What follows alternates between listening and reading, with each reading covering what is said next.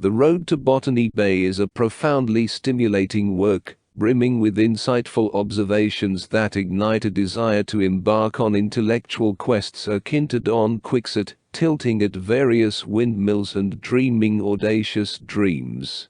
While my review must adhere to certain constraints, two pivotal points demand attention. Every historian, particularly those focused on Australian history, ought to engage with this book as a masterclass in historiography. It starkly underscores, often with unapologetic critique even towards contemporary figures like Henry Reynolds, that there can be no naive interpretation of facts presented as history.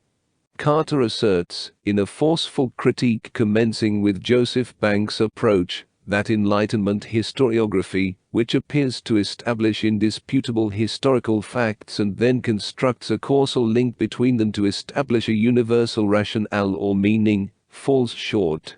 It is nothing more than an ideology resting on the deceptive simplicity of cause and effect.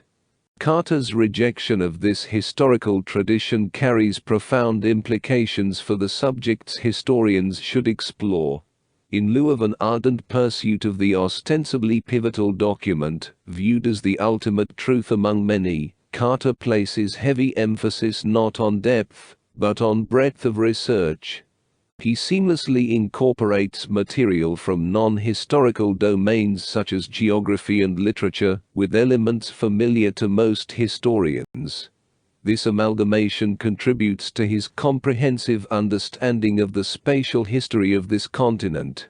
Unless the mindset of historians has evolved since John Lecht's influential work, Repressed Politics and the Writing of Australian History, nearly a decade ago, which articulated similar points, I suspect the established historical community may remain unswayed in their empiricist convictions.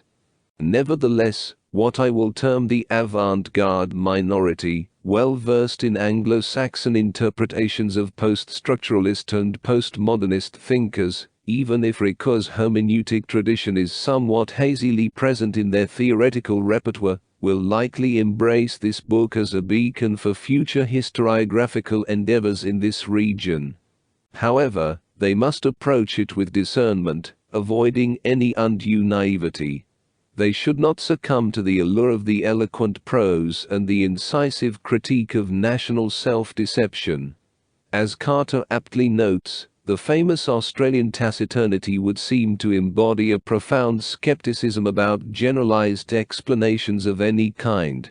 Bullshit, they say in response to any kind of intellectualizing, as if ideas were not ubiquitous, and indeed, in Australia, one cannot escape theories, lives reimagined as endless narratives.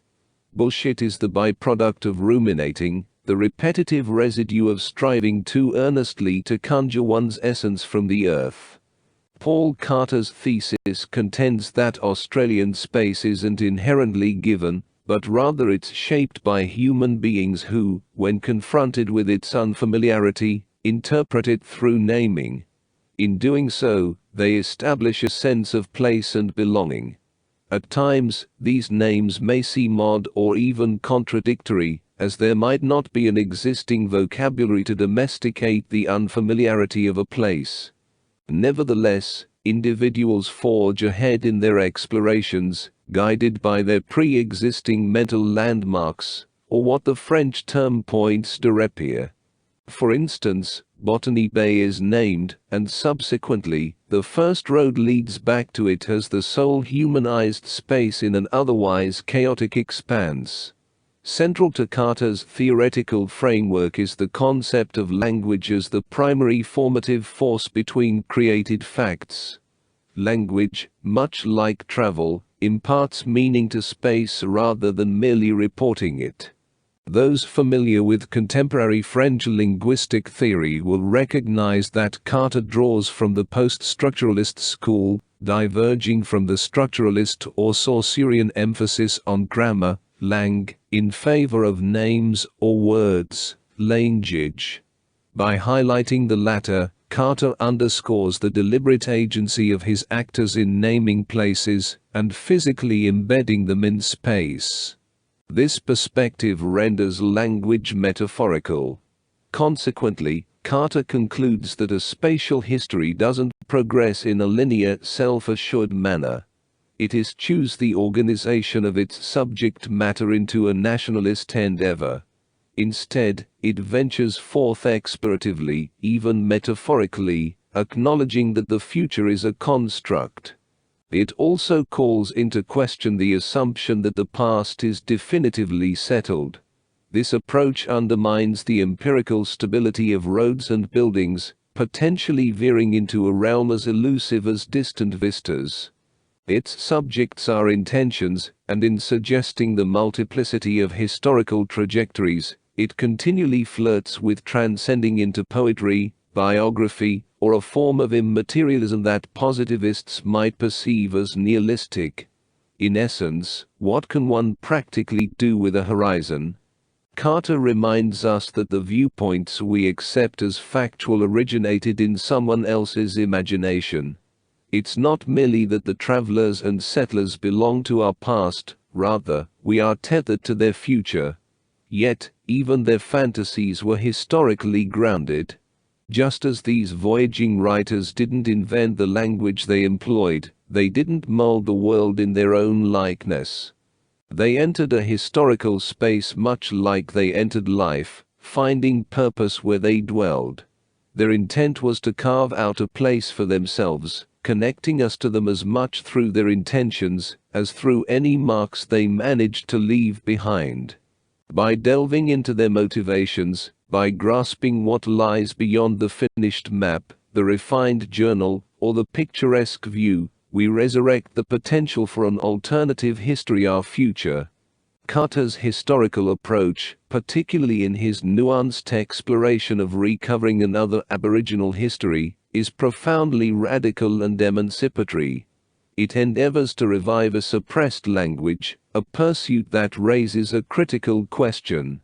Do existing frameworks of imagination already impose limits on choice? This concern, which outweighs my other minor reservations, such as my preference for a less metalinguistic style, where the theoretical underpinnings are explained after the performance, is central. In other words, who or what bestowed upon us our languages? While Carter hints at the Enlightenment or the modern state, he doesn't explicitly emphasize this point, leaving it somewhat open-ended.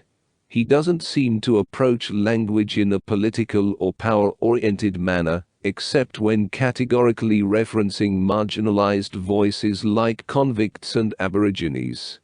I find myself speculating whether he would reconsider his attachment to phenomenology, following Husserl, and his emphasis on intentionality, if he were to thoroughly scrutinize his concepts through a political lens, asking of each new category, who does it serve? Such an inquiry might compel him to engage with thinkers conspicuously absent from a book about space, like Lefebvre and his intellectual descendants such as Castells. Their insights on the production of space, especially in the context of imperial urban environments, could have enriched Carter's work on cities, and even maintained a foundational principle underlying all materialisms, including the immaterial materialism of figures like Foucault. That suffering precedes thought.